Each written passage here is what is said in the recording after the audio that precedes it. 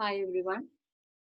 Today I would like to talk about my research studies and the title of Ecological Studies of Cabbage Seed Pod Weevil and Lygus Bug to Improve Sustainable Pest Management in Canola. I am working with the professors from University of Lethbridge and the scientists from the Agri and Agri-Food Canada. Canola is a major oilseed crop grown in Canadian prairies, which in terms of total production is ranked within the top three oil seeds in the world. Around 29% of national Canadian production is came from Alberta. This crop is damaged by several insect pests. Key pests of canola includes flea beetles, cabbage seed pod weevil, lygus bugs, root maggots, armyworm, and diamondback moth. Among these, our research focuses on cabbage seed pod weevil and lygus bugs. The cabbage seed pod weevil is an European invasive airline species. Both adult and larvae, they are causing significant damage to canola crop. Main damage is caused by the larval feeding. They are feeding the seeds into the pods. The adult weevils, they are feed on the pods and they are making some tiny calls which may lead to secondary infections by pathogens. In Alberta, 2 to 3 weevils per sweep is considered as the economic injury level. For these weevil management, chemical control is the only practical option available. But the biological control is researched as a potential management strategy against these weevils. In that regard, 15 parasitoid species were identified in southern Alberta and Saskatchewan. But the problem associated with these local parasitoids, their parasitism rate is very low. Mostly that is less than 15%. But we need at least 32% of parasitism to be effective in the biological control programs. So our local parasitoids parasitism rate is very low when compared to the parasitoids which are present in Europe. There, 31 parasitoid species have been identified, comprising mainly larval parasitoids. Among those, 3 pteromalid wasps, they have reported as the dominant parasitoids, namely Rhicomolus perfectus, Mesopholobus moris, and Steinomelina gracilis. Within these 3, the Dracomolus perfectus is reported as the predominant one, and their parasitism could be up to 95%. Even the pest densities are low. Therefore, this Dracomolus perfectus is considered as a potential classical biocontrol agent against these weevils. When we are looking at the lygus bugs, they are intermittent pest of many crops, including canola. Here, both adult and nymphs, they are causing damage to canola by feeding of buds, pods, and seeds, which can lead to pod and flower abscission and strengthen seeds in the canola crop. Currently, a chemical insecticide is the only available management strategy against these bugs. But there are several natural enemies are reported, and most of them are parasitoids. Among those parasitoids, the Peristinus wasp is reported as the significant one, and they are causing higher nimble mortality. And some of the studies, they have reported this lygus parasitism. They are commonly found in the alfalfa field, and they are very low in the canola field. So there is a need to understand these parasitism of lygus bugs with different crops. There are several studies. They have found the biological control of pests is affected by composition of the surrounding landscape, and they have reported some correlations between the parasitism and non-crop habitats, as well as the pest and non-crop habitats. Here, the non-crop habitats surrounding the field, they are playing an important role in the abundance of natural enemies, because they can provide like hibernation site, or they can be as a favorable habitat for the natural enemies, or they could be provide food sources for the natural enemies. So by these interactions, they are helping the natural enemies population in the field. When we look the agricultural landscape, their patterns are mainly described by its composition and land cover proportions. And it is obvious that there are rapid changes occur frequently in the landscape due to the crop rotation practice that is followed by the most of the farmers.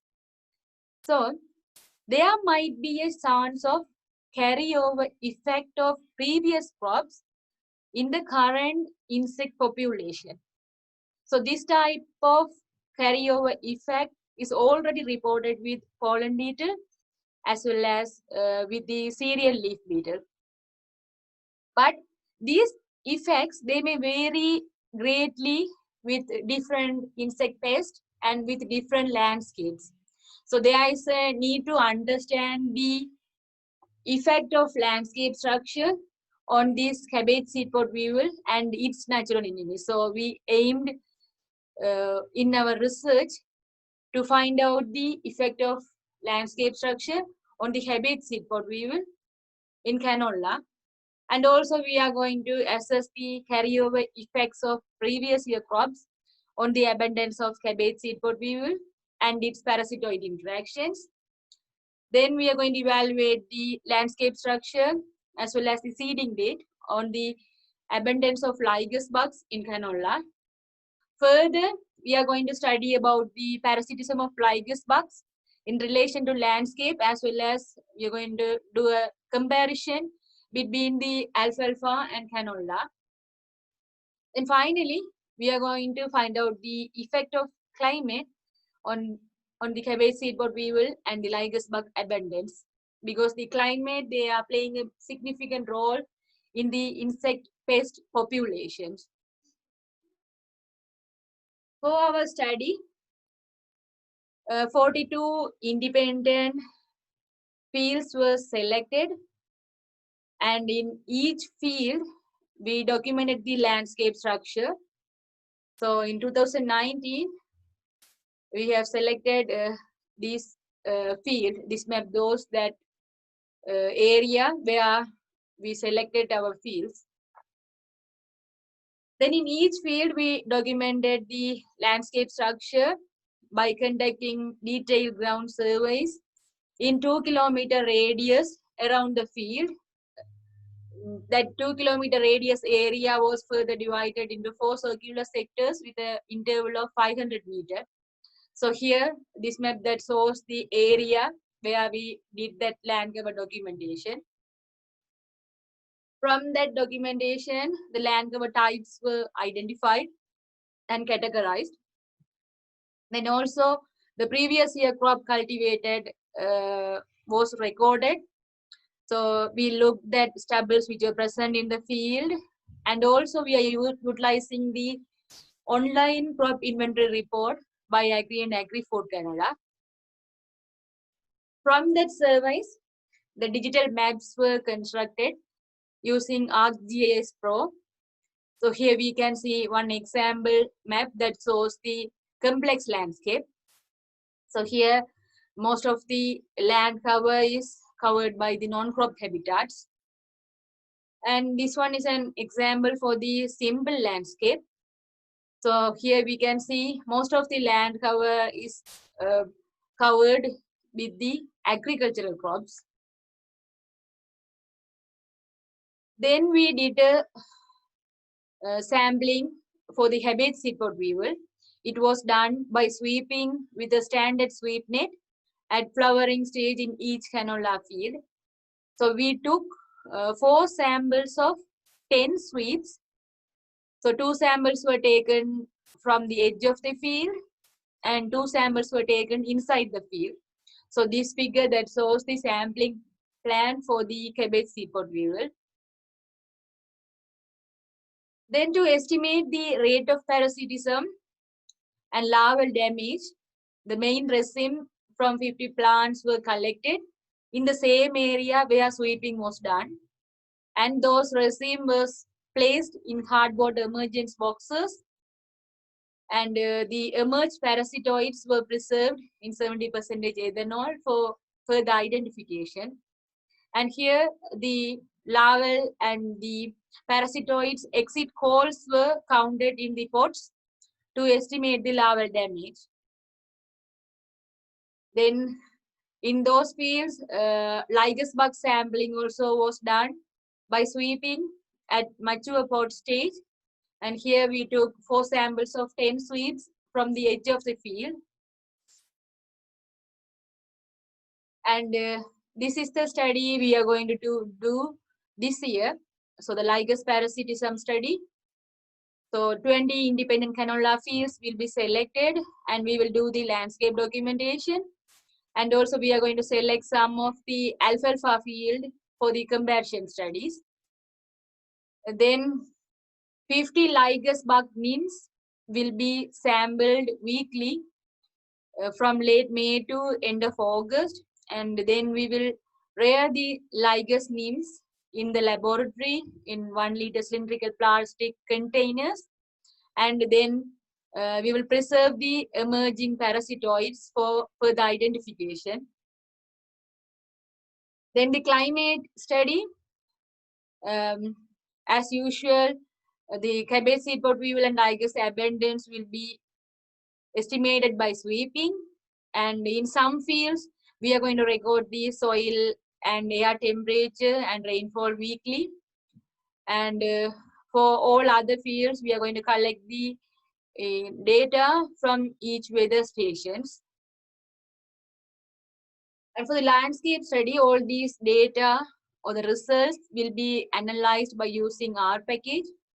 And here, a generalized linear model will be developed to find out the effect.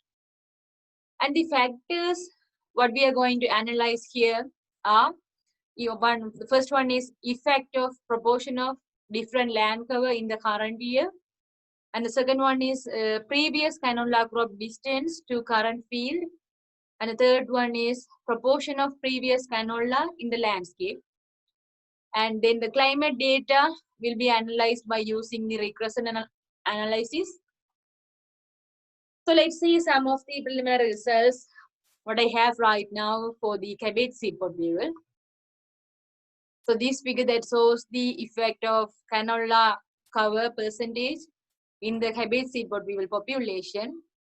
So it seems like they did not have any significant impact on the weevil population. And this figure that shows the cereal cover percentage, this is also same. They did not have any significant impact on the weevil population. And when we are looking at the pasture cover percentage, they did not show any impact on the weevils population in all 4 scales. And it shows the non-crop habitats cover versus the weevil population. And we didn't find any significant relationship between the non-crop habitat to the weevil population. Then let's see the results for the lygus bugs.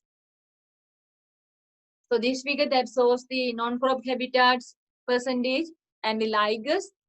So here they did not show any significant impact on the lygus population at all the 4 scales. When we are looking at this canola cover, so we found a negative correlation between the canola cover percentage and the lygus bugs at all the 4 scales.